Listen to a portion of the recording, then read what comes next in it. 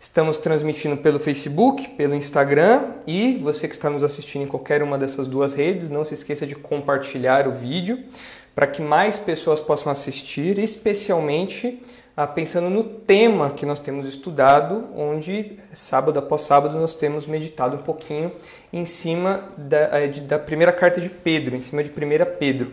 Nós temos estudado expositivamente 1 Pedro, já caminhamos já alguns sábados em 1 Pedro, e a nossa proposta nessa série que temos estudado é responder como que o jovem cristão deve se portar, deve se comportar diante do mundo em convulsão que nós temos vivido.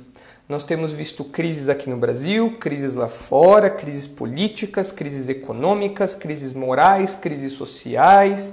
Temos visto casos de racismo, casos de abuso de autoridade, problemas sociais que acontecem ao nosso redor, ou às vezes distante de nós, mas que nós temos contato. Como o crente se posiciona no meio disso tudo?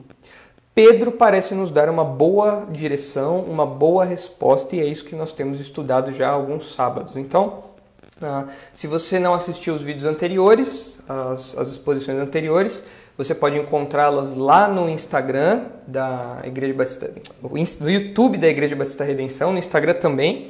Você tem os vídeos lá, o pessoal do Instagram, mas especialmente no YouTube da Igreja Batista Redenção, onde você tem uma aba lá, uma pasta de vídeos do Darash, e lá você tem os estudos anteriores. Hoje nós vamos começar a estudar, porque nós não vamos terminar hoje, mas nós vamos começar a estudar 1 Pedro 2, 18 a 25, onde nós vamos entrar numa nova esfera de submissão cristã. Até a semana passada, nós estávamos estudando a respeito da submissão às autoridades. Eu quero fazer uma última menção no estudo de hoje a respeito disso. E, na sequência, nós vamos entrar na outra esfera de submissão cristã que Pedro relata aqui, que é a esfera de submissão dos escravos ou dos servos a seus senhores. Aqui, ainda que nós não experimentemos a escravidão hoje como naqueles dias, é uma realidade mais distante de nós, ainda que existe escravidão hoje em várias partes do mundo, é uma realidade que não é tão comum como no mundo antigo, nós podemos olhar para esse parágrafo de 1 Pedro e entender um pouco das relações de submissão no ambiente profissional, inclusive. Nós podemos trazer aplicações disso, e não é só para o estagiário, tá? O estagiário, o pessoal brinca que é escravo, né? Não é só para o estagiário, não é isso. Tá? Qualquer pessoa, qualquer crente desfruta dessa esfera de submissão a uma chefia, de submissão a um chefe, alguém que exerce autoridade sobre o seu cargo, sobre a sua função em empresa, num grupo, enfim. Então, esses versículos podem ser aplicados a essa realidade também, e isso é muito importante para que nós aprendamos qual deve ser a postura do crente nessa esfera profissional que exige submissão também. Então nós vamos orar agora. Hoje estudaremos, como eu mencionei, 1 Pedro 2, 18 a 25, eu vou ler daqui a pouquinho. E eu quero pedir para que, enquanto nós estamos aqui nos preparando para estudar o texto, você compartilhe essa live, seja pelo Facebook, seja pelo Instagram, e se inscreva no canal do YouTube da Igreja Batista Redenção. Tá ok? Eu vou orar e na sequência nós começamos o nosso estudo. Senhor, nós agradecemos por mais um sábado onde podemos juntos estudar a Tua Palavra, aprender mais a respeito de como aplicá-la à nossa vida, às esferas por onde nós andamos, aos ambientes por onde nós, como crentes, passamos, e onde nós devemos testemunhar do Senhor e ter um comportamento que agrade ao Senhor. Ajuda-nos a estudar mais essa esfera de submissão, agora relacionada aí ao campo profissional, a mais uma esfera social onde o crente circula. Que nós tenhamos sabedoria vinda do Senhor, habilidade, discernimento, autoavaliação para entender onde precisamos mudar, o que precisamos melhorar, e que nós tenhamos ação também para efetivamente concretizar aquilo que o Senhor espera de nós. Ajuda-nos, tira de nós qualquer distração, qualquer barreira, e que esse estudo chegue a muitas pessoas de modo a instruí-las e a comunicar também a sua verdade. E é no nome de Jesus que nós oramos agradecidos. Amém. Muito bem, gente. Como eu disse, Nós vamos estudar hoje a 1 Pedro 2, de 18 a 25. Nós começamos a nossa exposição em 1 Pedro lá no versículo 11. E eu quero ler desde o versículo 11 com vocês, fazer uma mençãozinha, uma última menção, um último apontamento a respeito da submissão às autoridades. E então nós caminharemos para o versículo 18, onde nós começaremos hoje a nossa exposição desse parágrafo de 1 Pedro 2, 18 a 25, tá ok? Então diz assim 1 Pedro 2, 11. Amados, exorto-vos como peregrinos e forasteiros que sois, a vos absterdes das paixões carnais que fazem guerra contra a alma, mantendo exemplar o vosso procedimento no meio dos gentios, para que naquilo que falam contra vós outros como de malfeitores, observando-vos em vossas boas obras, glorifiquem a Deus no dia da visitação. Sujeitai-vos a toda instituição humana por causa do Senhor, quer seja o rei como soberano, quer as autoridades como enviadas por ele, tanto para castigo dos malfeitores, como para louvor dos que praticam o bem. Porque assim é a vontade de Deus, que pela prática do bem façais emudecer a ignorância dos insensatos. Como livres que sois, não usando todavia a liberdade por pretexto de malícia, mas vivendo como servos de Deus. Tratai todos com honra, amai os irmãos, temei a Deus, honrai o rei.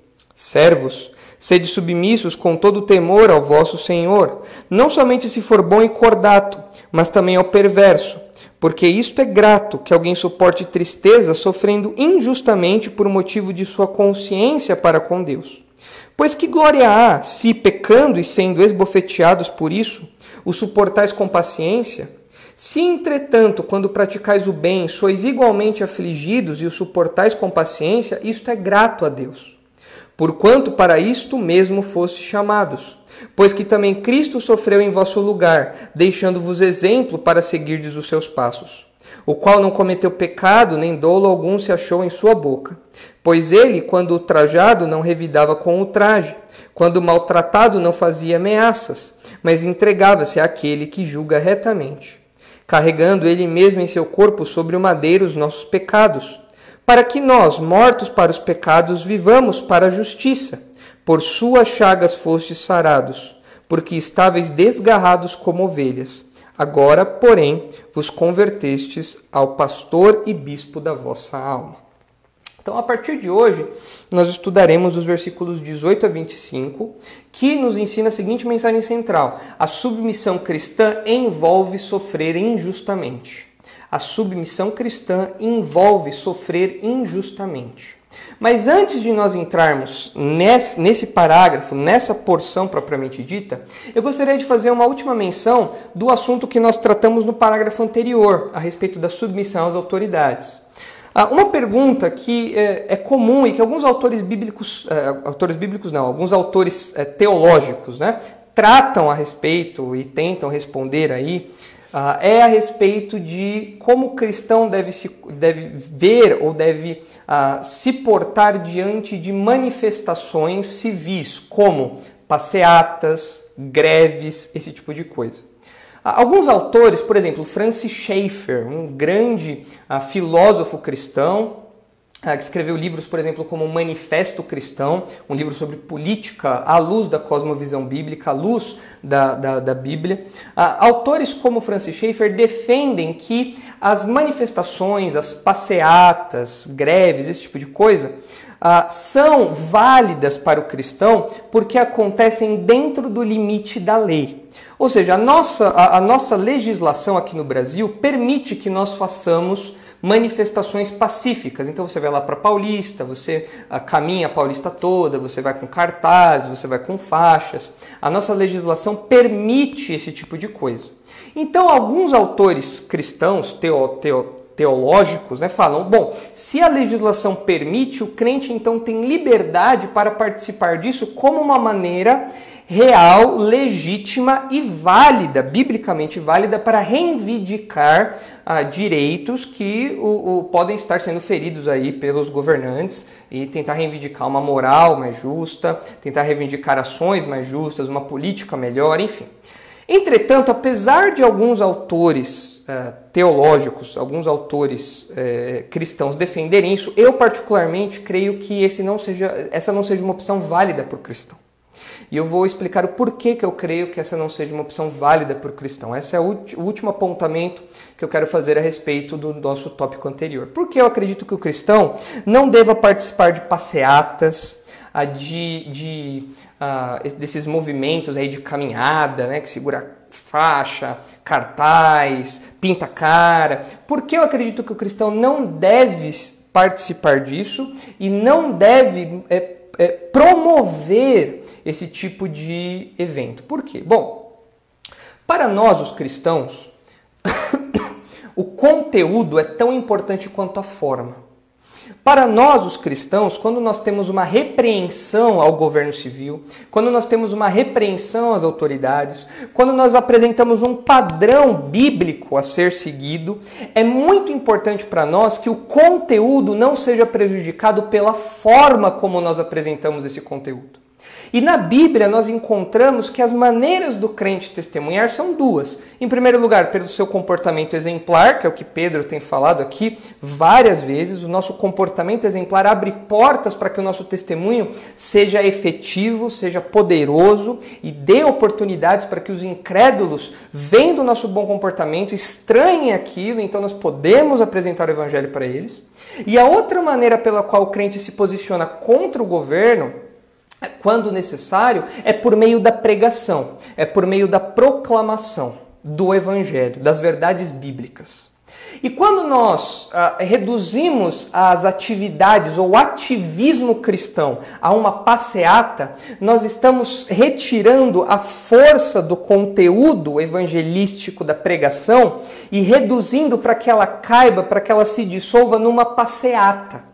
Veja, quando nós vemos os movimentos, como passeatas que acontecem na Paulista o tempo todo, em São Paulo, acontecem em várias capitais do Brasil, nós percebemos algumas deficiências que o cristão não consegue comunicar a totalidade da mensagem que ele precisa usando essas ferramentas. Por exemplo, passeatas geralmente são disformes. O que eu quero dizer com passeatas disformes? Muitas vezes você tem várias causas no mesmo evento. É fácil você perceber isso, por exemplo, quando lá da época das manifestações dos 20 centavos.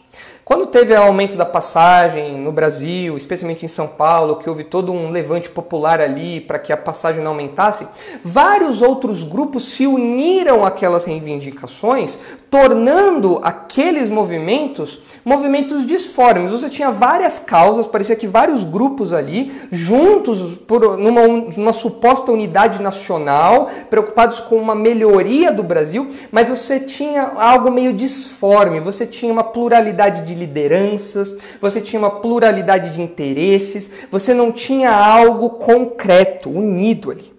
Além disso, um grupo às vezes se aproveita do embalo de outra causa para promover a própria causa. Algo que o cristianismo não compactua. Nós não gostamos que as pessoas aproveitem das causas cristãs, da causa do reino, para benefício próprio, para beneficiar suas próprias causas. O cristianismo não endossa esse tipo de coisa. Então, a pregação do evangelho nisso fica realmente fragilizada. Outra questão, numa passeata nós não conseguimos comunicar o evangelho com clareza. Nós acreditamos que é o evangelho que pode transformar o coração humano, nós acreditamos que as mudanças que nós esperamos na sociedade, elas acontecem por meio da ação de Deus, por meio do evangelho.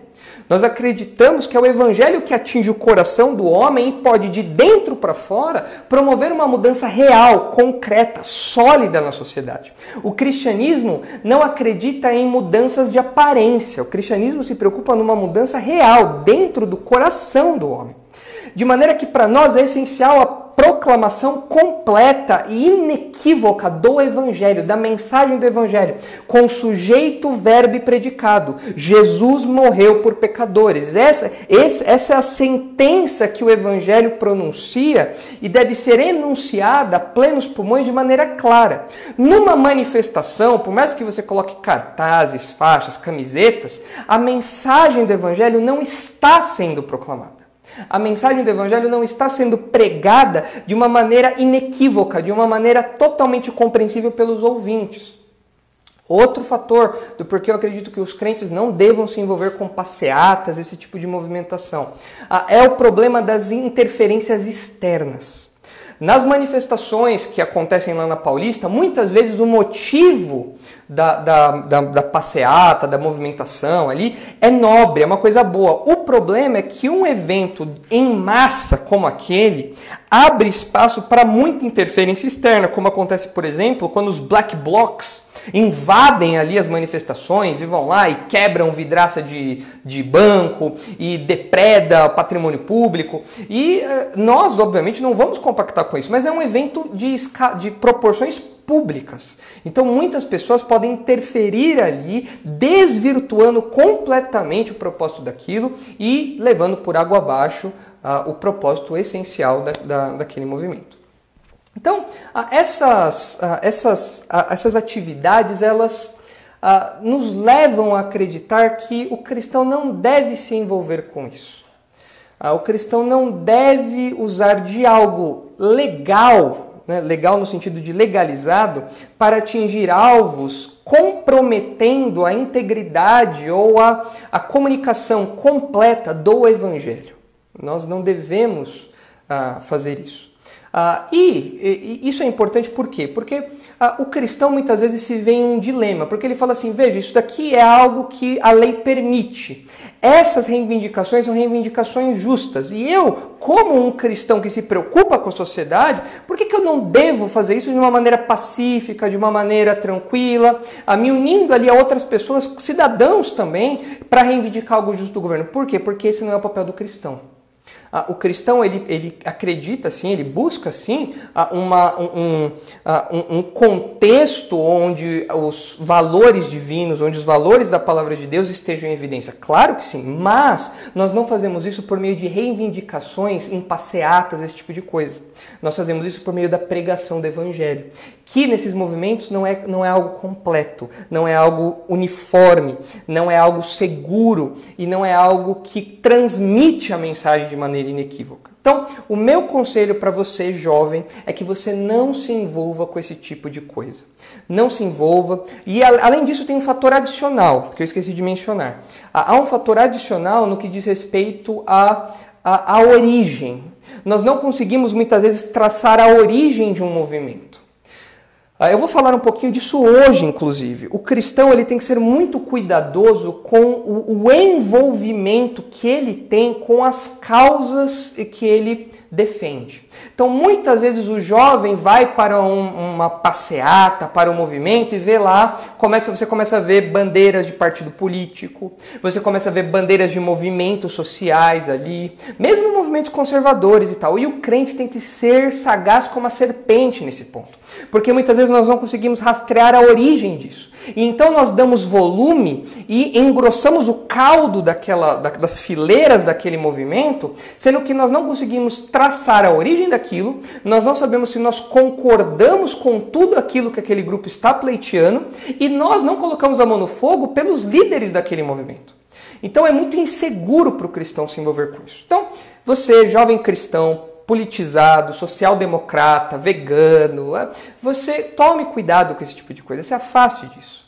O cristianismo verdadeiro, ele promove mudanças por meio da pregação do Evangelho.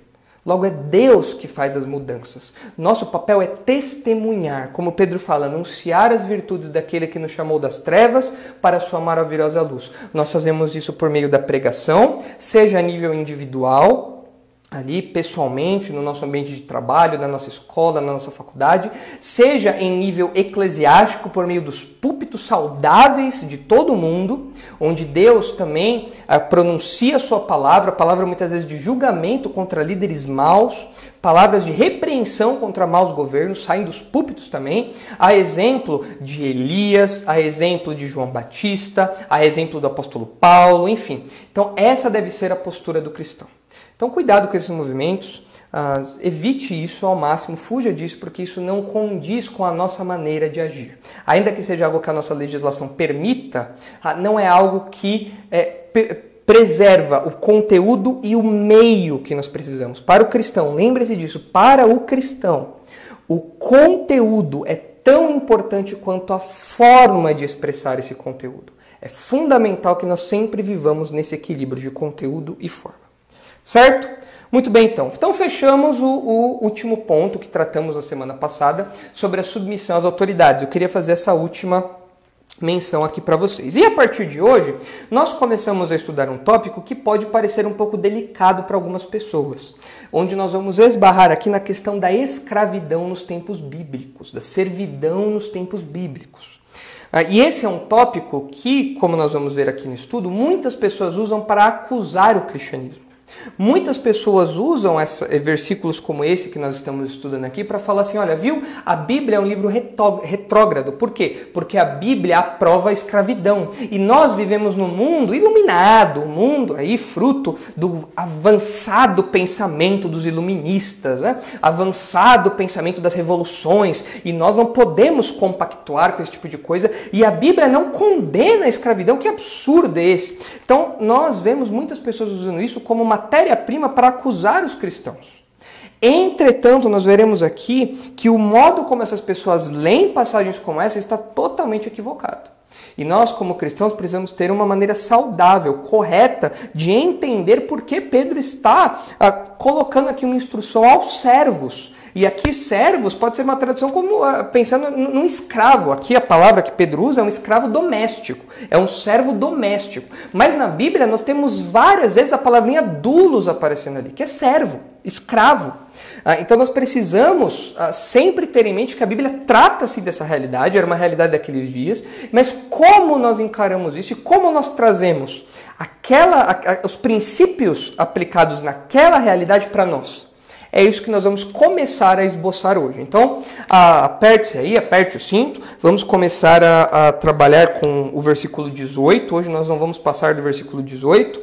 Acredito que não. Acho que nós vamos ficar apenas nele. Mas nós vamos trabalhar a respeito daquela mensagem central que eu já tinha comentado com vocês. Que do versículo 18 a 25, nós aprendemos que a submissão cristã envolve sofrer injustamente. A submissão cristã envolve sofrer injustamente. E nós percebemos essa mensagem central no texto porque Pedro, quando fala sobre a submissão dos servos aos seus senhores, fala a respeito de sofrimento. Mas note, o sofrimento não é uma realidade, ou não era uma realidade exclusiva aos servos, aos escravos. Era uma realidade aplicada aos crentes em geral. Inclusive, Pedro escreve aqui para leitores que possivelmente também, no meio dos seus leitores, tinham escravos, mas pessoas livres também, que também estavam sofrendo, como nós já vimos, perseguições, pressões sociais, algum tipo de restrição social por conta da fé cristã, um tipo de sofrimento também. E nós vemos ao longo da Bíblia várias menções do sofrimento. E esse tópico é importante porque nos nossos dias, e eu falo aqui especialmente aos jovens da minha geração, o sofrimento é uma pauta extremamente antipática. O sofrimento é uma pauta extremamente rejeitada pelos jovens da minha geração. Para nós, o sofrimento é algo inimaginável, é algo que deve ser totalmente excluído da nossa realidade, e nós sofremos muito por pouca coisa. É claro que hoje, graças a Deus, a nossa sociedade melhorou em muitos aspectos. Se você conversar com seus avós, com seus pais, eles vão falar, na sua idade eu já trabalhava, você tem 12 anos, eu já trabalhava já 12 horas por dia lá, hoje você não faz nada, tal. Realmente a estrutura social mudou muito.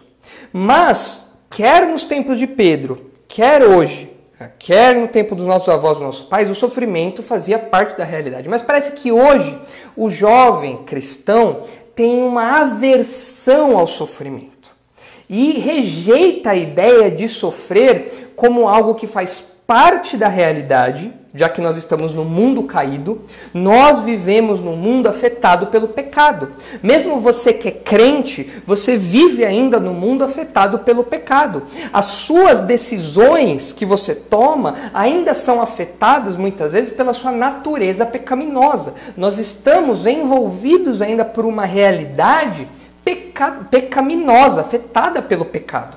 Nós estamos envolvidos numa sociedade pecadora. Então o sofrimento faz parte disso. Além disso, nós percebemos na Bíblia que o sofrimento também é usado como uma ferramenta de Deus.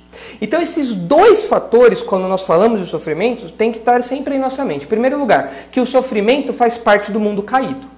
Nós aprendemos que não haverá choro, não haverá pranto, não haverá mais morte, não haverá sofrimento, somente lá no futuro, no novo céu e na nova terra.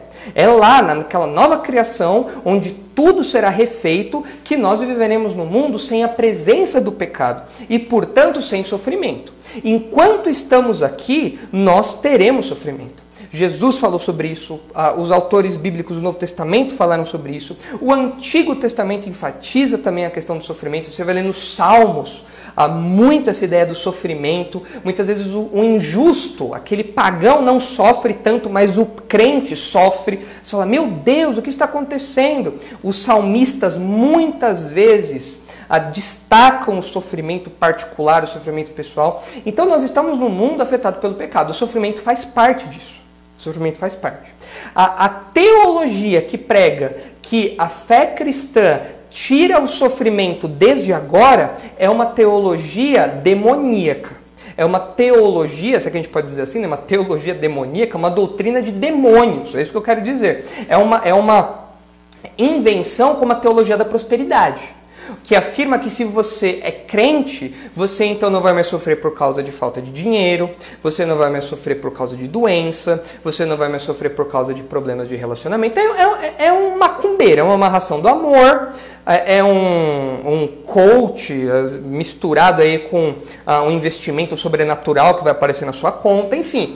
Todo esse tipo de coisa é algo demoníaco. A Bíblia não ensina isso. Pelo contrário, a Bíblia ensina que por sermos crentes nós vamos sofrer até mais. Então o cristão, o jovem cristão, tem que ter em mente que nós vamos sofrer neste mundo. Algumas semanas atrás eu assisti com a minha esposa um novo filme do Tom Hanks. Chama-se Um Lindo Dia na Vizinhança. Um Lindo Dia na Vizinhança. É um filme biográfico sobre um apresentador de programas infantis dos Estados Unidos, de anos atrás. Ele foi um apresentador durante muito tempo e ele tratava desse programa tipo um Castelo Rá-Tim-Bum dos Estados Unidos. Só que é claro que o Castelo Rá-Tim-Bum é muito melhor, modéstia à parte, né? Mas tratava de questões para crianças, falando sobre violência, sobre divórcio, sobre bullying, esse tipo de coisa. Você vê aquele programa feito para crianças, no filme eles simularam isso, Um Lindo Dia na Vizinhança. Esse era o nome do programa, Beautiful Day in the Neighborhood, Um Lindo Dia na Vizinhança. E você vê a abertura do programa, você vê lá o apresentador vindo cantando, ele chega cantando, pendura tira o seu paletó, pendura, põe o seu suéter, senta todo bonitinho ali, tira o seu sapato, tal, o carteiro chega todo feliz para interagir com ele. Não há, os problemas que são tratados ali são tratados de uma maneira leve, são tratados de uma maneira branda. Talvez, é claro, para o propósito de transmitir e ensinar algo para as crianças. Mas nós precisamos lembrar que o mundo não é uma linda vizinhança. Que nós não estamos aqui no mundo procurando um beautiful day in the neighborhood. Nós não estamos aqui todos sorridentes, buscando ali uma vida sem sofrimentos. Né? Nós não estamos aqui livres das mazelas, nós não estamos livres dos reveses da vida, nós não estamos livres disso. A nossa vizinhança, às vezes até literalmente, não tem nada de linda, é feia, é horrível, é violenta. Nós sofremos, nós padecemos. Às vezes a nossa realidade é uma realidade onde nós sofremos muito, por um período de tempo, mais, menos, enfim. Nós precisamos desromantizar essa ideia de que o cristianismo é livre de sofrimentos. Isso é uma ideia romantizada, que não é verdadeira, não é bíblica e não condiz com o cristianismo bíblico. Há sim sofrimento, muitas vezes injusto, como Pedro vai destacar no texto que nós vamos estudar. Há sim sofrimento injusto e o crente tem que estar atento a isso. Não adianta fazer birra, não adianta bater o pé, não adianta achar que o sofrimento acontece porque nós não chegamos ainda no modelo econômico perfeito, nós não chegamos no modelo político perfeito, nós não chegamos no modelo de sociedade perfeito, não. Enquanto estivermos no mundo, nós vamos sofrer. E além disso, nós precisamos lembrar, o segundo ponto que eu mencionei, que o sofrimento é usado por Deus para trabalhar nos crentes. O sofrimento é uma ferramenta que Deus usa para nos lapidar, para nos aperfeiçoar. O sofrimento é aquilo que nos lembra que a nossa estada final não é aqui. Nós somos peregrinos aqui. Nós estamos aqui de passagem, nós estamos viajando por aqui. Mas o nosso lar, onde Jesus está preparando ali, morada para nós, onde lá não há sofrimento, isso ainda não chegou. Nós estamos em viagem até lá. Então aqui nós teremos sofrimento. E por sermos crentes, teremos sofrimentos até maiores que os pagãos, que os incrédulos. E teremos sofrimento muitas vezes injusto, como nós vamos explicar no texto de hoje, ou começar a explicar no texto de hoje. Então, o que eu quero apresentar para vocês é o que eu destaquei na mensagem central, que a submissão cristã, que é a pauta aí dos versículos que nós temos estudado, envolve sofrer injustamente. Nós já vimos a submissão às autoridades e agora nós vamos ver a submissão nos tratos profissionais, é a realidade mais imediata na qual nós podemos aplicar esses versículos que estão diante de nós. Então, como nós podemos lidar com o sofrimento injusto?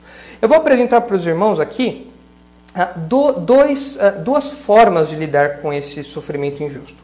São dois modos de pensar, dois pressupostos que nós precisamos ter em mente para lidar com o sofrimento injusto. Quais são esses pressupostos? Em primeiro lugar, nós precisamos ter a consciência tranquila. Nós precisamos encarar o sofrimento injusto com a consciência tranquila. Pedro vai falar isso aqui, fala assim, olha, vocês devem sofrer sabendo que vocês não estão merecendo o sofrimento que vocês estão passando. Porque se vocês forem injustos, se vocês tiverem um mau comportamento, vocês vão sofrer. E isso não glorifica em nada a Deus. Isso não condiz com o padrão de consciência cristã. Agora, quando vocês sofrem por fazer aquilo que é bom, isso é agradável a Deus. Isso redunda em glórias a Deus. Isso está de acordo com o padrão de consciência, com o modo como vocês sabem que deve agir um cristão. Isso está ok. Isso é bom. Mas se vocês sofrem por fazer injustiça, nós já vimos há pouco aí na submissão às autoridades que as autoridades punem aqueles que fazem o mal. Então não há glória nenhuma disso, não há injustiça nenhuma em sofrer quando se faz o mal. Agora, sofrer quando se faz o bem, isso é algo que Pedro quer destacar aos seus leitores, de modo que eles se sintam consolados e encorajados a continuar a vida cristã no mundo onde eles eram perseguidos injustamente, por serem crentes. Então, a primeira forma de encarar o sofrimento injusto é com a consciência tranquila. Nós precisamos, como crentes, buscar ter uma consciência tranquila. E a segunda forma de encarar o sofrimento injusto, que nós vamos comentar na semana que vem, é ter Cristo como exemplo. É tendo Cristo como exemplo. Como encarar o sofrimento injusto? Duas recomendações. Faça isso com uma consciência tranquila e faça isso tendo Cristo como exemplo. Isso está aí nos versículos 21 a 25. Do 18 a 20, nós aprendemos então que o crente deve encarar o sofrimento injusto tendo uma consciência tranquila, com a consciência tranquila. Em segundo lugar, o cristão deve encarar o sofrimento injusto tendo Cristo como exemplo. Então vamos começar, hoje a gente só vai pincelar aqui esse tópico, esse primeiro tópico que eu mencionei para vocês, da consciência tranquila, porque nós só vamos começar a esboçar aqui o texto, já que nós vamos falar de alguns assuntos que eu quero aprofundar um pouquinho mais no que diz respeito à cultura bíblica, sobre escravidão e tudo mais. Bom, Pedro começa falando assim para nós no versículo 18. Vamos ver então o que eu quero dizer com consciência tranquila. O que é ter a consciência tranquila? Pedro diz assim nos versículos 18 a 20. Servos, sede submissos com todo temor ao vosso Senhor, não somente se for bom e cordato, mas também ao perverso. Porque isto é grato, que alguém suporte tristeza, sofrendo injustamente, por motivo de sua consciência para com Deus. Pois que glória há, se pecando e sendo esbofeteados por isso, o suportais com paciência. E se, entretanto, quando praticais o bem, sois igualmente afligidos e o suportais com paciência, isto é grato a Deus. Bom, Pedro agora faz mais uma seção na sua carta. Você deve se lembrar, nós já comentamos nos estudos anteriores, que Pedro divide a sua carta por meio da inserção de alguns verbos ali, os verbos de sujeição, o hipotasso. Sujeitem-se, sujeitem-se, sujeitem-se. Pedro já falou, sujeitem-se, hipotasso, às autoridades, ou seja, coloquem-se sob a orientação, sob a ordem das autoridades, obedeçam às autoridades, sujeitem-se, coloquem-se debaixo da autoridade dos governos, dos governantes, dos reis. E agora nós temos de novo esse verbo, hipotasso, que é sujeitem-se. Então agora nós vemos uma outra esfera onde o crente caminha. Se por um lado o crente caminha na esfera das autoridades civis, por outro lado o crente também caminha na esfera dos relacionamentos profissionais, vamos dizer assim. Ainda que o trato aqui, a esfera específica que Pedro trate, é a esfera da servidão. Mas que nós podemos trazer esses princípios para a nossa realidade profissional, para o nosso trato profissional hoje. Nós podemos fazer isso. Então veja lá, ele começa falando, servos, sede submissos, hipotasso, sede submissos com todo o temor a vosso Senhor. Servos, sede submissos com todo o temor ao vosso Senhor. Bom, quando Pedro fala aqui de servos, o termo que Pedro usa aqui é um termo que parece denotar um servo doméstico. Veja bem, na antiguidade, nos tempos do Império Romano, nos tempos ali onde Pedro escreve na Palestina, você tinha várias classes de servos ou de escravos. A ideia é a mesma. Nós às vezes traduzimos por servo para ter uma linguagem mais branda, mas a tradução como escravo é possível também. Mas nós percebemos aqui que Pedro está usando um termo que diz respeito aos servos domésticos, ou seja, aqueles servos que trabalhavam nas casas. Isso porque você tinha várias classes de escravos no mundo antigo. Você tinha, até mesmo, por exemplo, no Império Romano, você tinha escravos que eram usados pelo governo. Você tinha escravos usados pelas autoridades civis, você tinha isso. Elas faziam parte, estavam sujeitos a uma hierarquia governamental. Você tinha lá os escravos. Mas você tinha aqueles escravos que, às vezes, trabalhavam nas casas, que parece ser o termo que Pedro usa aqui, referindo-se a esse servo doméstico. Então, por que Pedro está se referindo a esse grupo? Porque ele falou agora de todos os crentes se sujeitarem às autoridades, porque agora ele está falando dos servos. Bom, parece que nós percebemos aqui duas realidades. A primeira, óbvia, é que o cristianismo, logo no seu início, cresceu, em maior parte, dentre aqueles de baixa renda, especialmente dentre dos escravos. O cristianismo cresceu dentro daquele grupo que era menos abastado na pirâmide social. Nós vemos isso acontecendo várias vezes ao longo da Bíblia. Você tem igrejas passando necessidade, você tem crentes passando necessidade. Paulo fala em 1 Coríntios que não foram chamados muitos poderosos do mundo. Aqui é uma questão de status, uma questão de posição social. O que nos lembra que o cristianismo cresceu dentro do povão. Os próprios autores bíblicos era gente do povão, era gente pescadora, era gente pedreirão ali, era gente comum, gente do dia a dia, gente que não tinha alto grau de escolaridade, que não tinha pós-doutorado. O cristianismo cresceu junto com a ralé do Império Romano e a ralé da Palestina também. E dentro dessa classe, nós percebemos a fragilidade dessas pessoas. Porque essas pessoas, dentro da pirâmide social, os escravos de qualquer classe, de qualquer tipo, seja os que trabalhavam em casa, seja os que trabalhavam para o governo, enfim, os escravos eles eram os menos favorecidos de todos, eles eram os que tinham menos segurança. E aqui nós percebemos que Pedro se dirige aos escravos, certamente porque os seus leitores, boa parte deles, se identificavam com essa posição social, mas também porque o escravo, dentro da pirâmide social, era o que representava a maior vulnerabilidade.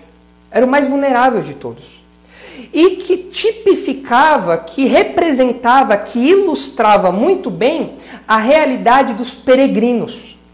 Lembre-se que Pedro falou que nós somos peregrinos, nós somos viajantes, nós não temos direitos aqui. Esse mundo não é nosso, nós não temos direitos aqui. Esse mundo é governado por um sistema que é contrário a nosso. Nosso reino é celeste, outra realidade, outra esfera. Então nós estamos aqui de passagem. E por estarmos de passagem, nós temos aqui uma vulnerabilidade maior. Quando você é um estrangeiro, você viaja para algum outro país, para alguma outra cidade, você sente essa vulnerabilidade. E nós, como peregrinos, somos vulneráveis. E os escravos experimentavam exatamente essa vulnerabilidade aqui. Então eles entendiam o que é você estar dentro de um sistema, dentro de um mundo onde nada está a seu favor.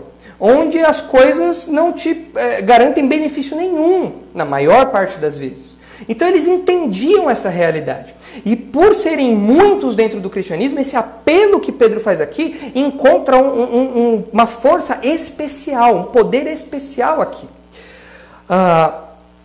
E, além disso, vocês devem se lembrar que alguns versículos antes, Pedro destacou que mesmo aqueles que não eram servos, que não eram escravos dos seus senhores terrenos, ainda assim, todos os crentes são escravos de Deus, são servos de Deus. Pedro fala no versículo 16, como livres que sois, não usando todavia a liberdade por pretexto da malícia, mas vivendo como servos de Deus, vivendo como escravos de Deus. Aqui no versículo 16 a palavrinha é doulos, é escravo, é servo, é o termo mais comum para isso. Então todos os crentes, mesmo aqueles que não eram escravos no sentido social da palavra, eles eram escravos de Deus.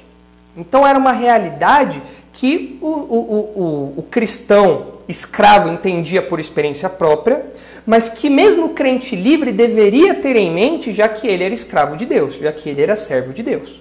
Então vejam que aqui Pedro está focando numa esfera social, mas com isso certamente também provendo ensino para todos os crentes. Inclusive para nós hoje, que não somos escravos, mas que desfrutamos de hierarquias, precisamos nos sujeitar, continuamos sendo peregrinos aqui, vulneráveis, continuamos sendo servos de Deus, escravos de Deus e, portanto, devemos obedecê-lo, nos sujeitarmos a Deus e às hierarquias que ele instituiu no mundo e assim por diante. Mas, bom, como era o regime de servidão? Pedro fala aqui dos servos. Como era esse regime de servidão ou de escravidão? Bem, de maneira resumida, você encontra, desde a lei, lá no Pentateuco, você encontra muitas instruções a respeito de como os escravos eram vistos na sociedade hebraica, na sociedade israelita. E você tinha realmente um nível de código ético para a escravidão muito superior se comparado com os pagãos. A escravidão em Israel tinha níveis de respeito, níveis de comprometimento, era um sistema que protegia mais os seus escravos. Enquanto que no mundo pagão, a coisa era bem pior. E como alguém poderia se tornar escravo? É aqui que nós precisamos ter cuidado, porque nós, aqui das Américas, estamos muito acostumados com uma escravidão colonial. Aquela ideia dos índios, dos negros vindos da África, dos portugueses colonizadores. Toda essa ideia não pode ser jogada no texto. Isso seria algo disfuncional, isso seria um anacronismo, é você tratar de uma instituição escravocrata colonial nos tempos bíblicos. E você tem diferenças. Ainda que seja escravidão também, você tem diferenças. Ou mesmo a escravidão muitas vezes que acontecia na Rússia. Você tem ali todo um sistema também de escravidão. Enfim, o mundo antigo todo tinha escravidão. Mas nós precisamos fazer uma distinção. Nós não podemos imprimir na Bíblia o conceito de escravidão que nós estamos habituados nos nossos livros de história do Brasil. É um conceito relativamente diferente, é bem diferente até. Especialmente porque quando você pensa na cultura judaica, você pensa numa cultura onde a escravidão era até mais branda. Para vocês terem uma ideia, um escravo judeu, a cada ano ali, a lei mandava que o escravo fosse liberto. De maneira que o escravo judeu ele tinha um custo muito menor que um escravo pagão. Porque o escravo judeu ele tinha um tempo de serviço ao seu senhor relativamente reduzido. Então o pagão não tinha esse tipo de coisa. O servo judeu ele tinha algumas responsabilidades que o pagão não tinha. Então o preço do escravo era já menor. Então nós percebemos aí uma diferença do modelo israelita para a sociedade pagã. Agora, como alguém se tornava escravo? E aqui nós precisamos entender essa distinção cultural que eu falei para vocês. Bom, alguém podia tornar-se escravo no mundo antigo, e aqui nos dias de Pedro, em primeiro lugar, por perder um conflito militar. Muitas vezes, numa guerra, numa batalha, o exército que perdia, ou o povo que perdia, se tornava escravo. Isso aconteceu, por exemplo, com Israel. No cativeiro babilônico, nos cativeiros que Israel experimentou, que Judá experimentou, eles foram levados como escravos, como cativos, pessoas que agora tinham que servir a outros governos. Então, quando você tinha uma perda militar, quando você tinha a perda de uma batalha, a pessoa se tornava escravo. Você também podia se tornar escravo quando você era sequestrado por traficantes de pessoas. Havia já um tráfico de escravos naqueles dias. Então você estava viajando por uma estrada e você podia ser sequestrado e ser vendido. Isso podia acontecer. Você também tem a escravidão, alguém podia se tornar escravo como um pagamento pelos crimes que cometeu. Isso, o débito que aquela pessoa tinha a tornava uma escrava. Para que ela pagasse aquele débito para o crime que ela cometeu. Então ela se tornava então uma escrava. Outra possibilidade, muitas vezes um indivíduo ele não tinha opção de não ser escravo porque ele se tornava escravo por nascimento. Ele nascia ali com pais escravos e ele então era escravo também. Isso nós até vemos aqui na cultura americana, sul-americana, norte-americana, mas isso também era possível ali no mundo antigo, em Roma, na Palestina e assim por diante. Outra forma de alguém se tornar escravo, e prestem atenção aqui nessa forma em especial, porque ela se difere bastante do modelo de escravidão que nós tivemos aqui nas Américas. Uma pessoa podia se tornar escrava quando ela não tinha como pagar as suas dívidas. Então funcionava assim, eu, por exemplo, tenho uma dívida com o João da Quitanda. A minha família vai lá, ela compra comida lá com o João da Quitanda e a gente sempre pendura, põe lá na pendura o nosso nome lá, põe lá a conta. E chegou ali no final de alguns meses, o João da Quitanda falou: olha, Nicolas, eu não consigo mais não cobrar de você. Você está me devendo aqui R$1 milhão. Nossa, mas não tem como eu pagar uma coisa dessa. Eu tenho aqui R$10, serve? Tem como parcelar o resto? Não, não dá, eu preciso desse dinheiro. Bom, então o que nós vamos fazer? Então eu vou me tornar seu escravo. Para sanar essa dívida, eu vou me tornar seu escravo. E então esse pagamento vai ser feito, esse pagamento vai ser quitado, eu me torno então seu escravo. Então muitas vezes as pessoas, para não sofrerem as consequências de uma dívida não paga, elas se tornavam escravas. E isso era algo até que relativamente comum, inclusive no contexto ali para onde Pedro escreve. E uma pessoa, surpreenda-se, uma pessoa podia se tornar escrava por vontade própria. Às vezes a pessoa queria se tornar escravo. Fala, nossa, mas por que alguém gostaria de se tornar escravo? Bom, tem um livro que eu já recomendei para vocês lerem, que fala sobre esse livro aqui, A Vida Diária nos Tempos de Jesus. E esse livro aqui, A Vida Diária nos Tempos de Jesus, tem um capítulo que ele trata a respeito das classes sociais, a respeito dos ricos, a respeito dos pobres, e a respeito dos escravos também, e dos outros funcionários ali, das outras profissões, melhor dizendo, do pessoal da Palestina, dos tempos de Jesus. E uma coisa que é destacado nesse capítulo desse livro aqui é que o profissional autônomo, vamos dizer assim, né, o profissional livre, ele tinha um mau salário muitas vezes. Ele tinha um salário muito baixo. O artesão, o cara que trabalhava no campo, o cara que trabalhava na pescaria, muitas vezes ele tinha um salário muito ruim. O lucro que ele obtinha do seu comércio era às vezes muito baixo. enquanto que ele não tinha, além disso, ele também não tinha proteção nenhuma. Você já tinha ali naqueles dias alguns movimentos sindicais, algumas classes de trabalho, mas você tinha um sistema que não trazia uma proteção, uma grande proteção para esses trabalhadores. Então, muitas vezes, era mais vantajoso para uma pessoa ser escrava, porque ela podia contar com a proteção do seu senhor, a proteção física, né? A proteção da casa do seu senhor, dos guardas do seu senhor, até mesmo das pessoas ali daquela família.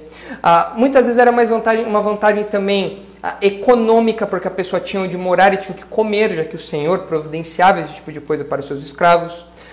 E muitos escravos obtinham, naqueles dias, nos dias de Pedro, um papel proeminente dentro da casa. Eles administravam as coisas. Vocês devem se lembrar, até mesmo no exemplo do Antigo Testamento, lá em Gênesis, que José se torna um administrador do seu senhor. Ele se torna ali um administrador das coisas de Potifar. Então nós percebemos que havia servos que se destacavam e ocupavam uma posição quase que de um Alfred do Batman. Né? Você deve se lembrar do Alfred do Batman, um mordomo. Era quase um mordomo da casa, tinha privilégios, tinha responsabilidades. E gostavam muitas vezes dos seus senhores, porque nem todos os escravos eram maltratados nos tempos bíblicos. Então nós precisamos ter isso em mente também. Em Roma, para vocês terem uma ideia, estima-se que havia mais ou menos, nos tempos do imperador Trajano, havia mais ou menos 400 mil escravos em Roma. Era muito. Na Palestina tinha menos. Existem registros que na Palestina era bem menos, por conta desses mecanismos que a lei lá do Pentateuco criou. Aí porque também era desvantajoso, muitas vezes, sustentar um escravo do jeito que era sustentado. Mas acredita-se que em algum momento Roma chegou a ter 1/3 da sua população só de escravos. Isso é bastante gente. Mas aí você fala assim, pastor, ok, você explicou aí sobre a escravidão, mas mesmo assim, mesmo que o escravo fosse tratado como alguém da casa, como um funcionário, ainda assim ele era um escravo. Mesmo as leis rabínicas viam o escravo muitas vezes como coisas, não como uma pessoa. E isso, é claro, é contra o ensino bíblico. Uma pessoa é uma pessoa, ela não é uma coisa. Nós falamos quem é essa pessoa, não o que é isso. Há a história da minha esposa, que quando ela era pequena, ela estava no elevador com o meu sogro, o pastor Marcos, e ela apontou para um rapaz e perguntou, o que é isso? Ela é criança, ela não entendia isso. Mas ela quis dizer, quem é isso? E aí o pai dela falou, não é o que é isso, é quem é isso. Então, quem é esse, né? Quem é isso não, quem é esse? O que é isso, quem é esse? Quem é esse, ou quem é essa, não o que é isso. Porque é uma pessoa, não é uma coisa. Então, ainda assim, a escravidão, mesmo nesses moldes, ainda tinha muitas falhas, ainda tinha muitos problemas. Mas nós percebemos aqui que a Bíblia parece não se opor a isso. A Bíblia parece que não emite um juízo de valor falando, olha, escravos, rebelem-se. Escravos, exijam o que é de vocês por direito. Não deixem que os senhores de vocês tratem vocês maus. Escravos de todo mundo, univos. Parece que a Bíblia não apoia esse tipo de atitude. E você fala, pastor, por que a Bíblia não aprova e nem condena a escravidão? Ela lida com a realidade da escravidão, mas parece que ela não emite nenhum juízo de valor a respeito disso. E mais, nós vamos ver isso na semana passada, porque o tempo aqui já voou já. Nós vamos ver na semana passada não, nós vamos ver na semana que vem. Nós vamos ver na semana que vem que a Bíblia trata às vezes da escravidão como uma coisa secundária, como uma posição secundária. Você fala, nossa, mas como assim? Mas isso nós vamos ver na semana que vem. O que eu quero destacar para nós terminarmos aqui, já que o nosso tempo voou, é o seguinte. Quando nós falamos sobre essa realidade dos servos e dos escravos e dos seus senhores, nós precisamos lembrar que isso era uma realidade, sim, naqueles dias. Nós precisamos lembrar que isso é uma realidade no Novo Testamento. Nós temos, por exemplo, a carta a Filemon, que é escrita quando Paulo intercede em favor de um escravo fujão, de um escravo que tinha roubado seu senhor e fugido. Isso era uma realidade ali. Mas era uma realidade em que era uma realidade que não atrapalhava ou que não deveria atrapalhar o poder do Evangelho. Quando nós lemos lá Gálatas capítulo 3, abra aí sua Bíblia rapidamente comigo em Gálatas capítulo 3, eu vou terminar lendo esse texto e na semana que vem nós continuamos. Gálatas 3, versículos 26 a 29, nós aprendemos que dentro da fé cristã, essas distinções sociais, essas funções sociais, elas não têm relevância no ponto de vista espiritual. Dentro da igreja, nós não temos um banco para o escravo e um banco para o livre. Nós não temos uma fé cristã para o escravo e uma fé cristã para o livre. Nós não temos uma fé cristã que salva algumas coisas do escravo e outra fé cristã com um upgrade que salva o rico, o Senhor. Nós não temos isso. Nós temos uma fé que une, que quebra barreiras entre servos e escravos, de maneira que servos e senhores, melhor dizendo, servos e senhores podem habitar juntos, em comunhão, dentro da igreja. Isso é algo que somente a fé cristã pode fazer. Na semana que vem nós vamos entrar mais profundamente nesse tópico. Eu quero ler alguns textos com vocês, explorar essa questão da escravidão nos tempos bíblicos, ver o que a Bíblia fala sobre isso, mas desde já eu quero mostrar para vocês que o Evangelho é poderoso para fazer com que essas distinções, com que a estrutura social, seja do mundo antigo, seja do mundo de hoje, o Evangelho é poderoso para entrar nessas estruturas e fazer com que os ricos e os pobres, os servos e os senhores, possam sentar lado a lado dentro da igreja e desfrutar de verdadeira comunhão, tendo o mesmo status diante de Deus. Isso é algo completamente diferente do que os movimentos sociais fazem por aí. Os movimentos sociais fazem com que, tentam forçar com que essas diferenças nas estruturas sociais, eles tentam forçar com que essas diferenças sejam niveladas, com que essas diferenças se tornem inexistentes, mas não conseguem. Entretanto, quando nós olhamos para o poder do Evangelho, nós percebemos que essas estruturas diante do Evangelho são como nada. Em termos de comunhão, elas não atrapalham em nada. Veja o que, em termos de salvação, elas não atrapalham em nada. Veja o que Paulo diz em Gálatas 3:26. Pois todos vós sois filhos de Deus, mediante a fé em Cristo Jesus. Porque todos quantos fostes batizados em Cristo, de Cristo vos revestistes. Dessarte, não pode haver judeu nem grego, nem escravo nem liberto, nem homem nem mulher, porque todos vós sois um em Cristo Jesus. E se sois de Cristo, também sois descendentes de Abraão e herdeiros segundo a promessa. Veja, dentro da igreja, essas realidades sociais não têm interferência. Não existe uma salvação para o judeu, uma salvação para o não-judeu, uma salvação para o senhor de escravos e uma salvação para o servo. Não, todos nós nos tornamos um único povo, na mesma trincheira, lado a lado, lavados pelo mesmo sangue de Jesus.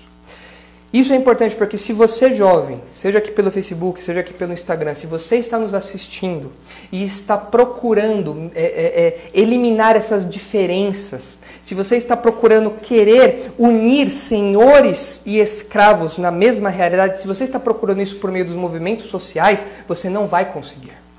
Não é assim que você vai conseguir. Isso só é possível por meio do Evangelho.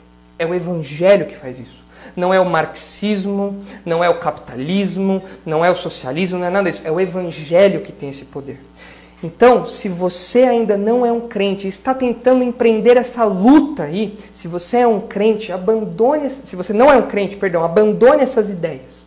Fuja disso. Volte-se ao Evangelho, reconhecendo que essas diferenças, elas são supridas pela fé em Jesus. Como então ser um crente? Reconhecendo o seu pecado, reconhecendo que nós estamos afastados de Deus e que Deus está irado com o homem. Também reconhecendo que Jesus Cristo morreu na cruz e crendo nesse sacrifício, então apropriando-se desse sacrifício por meio da fé, então nós podemos desfrutar dessa realidade que Paulo destaca aqui em Gálatas capítulo 3. Do Instagram já vai acabar aqui, não vai? 24 segundos. E aqui do Facebook nós vamos parar daqui a pouco também. Mas eu quero deixar esse último versículo para você que está nos assistindo pelo Instagram ou pelo Facebook. Lembre-se que é o Evangelho que tem esse poder e não os movimentos sociais. Pessoal no Instagram, nos vemos na semana que vem, onde nós continuaremos. Hoje foi só a introdução, né? A gente viu uma palavrinha só. A gente se vê então na semana que vem no nosso estudo. E o pessoal aqui do Facebook, Nós caminharemos então na semana que vem para estudar mais, agora especificamente o texto de 1 Pedro 2, a partir do versículo 18, onde veremos aí essas relações de senhores e escravos, essas relações servis no mundo antigo e como nós podemos transportar isso para os nossos dias. Tem muita coisa legal que eu quero falar para vocês, muitas coisas extremamente práticas para nós, e eu espero que você esteja conosco na semana que vem para que a gente possa efetivamente começar a caminhar no texto, tá bom? Que Deus abençoe vocês, nos encontramos na semana que vem. Tchau, tchau.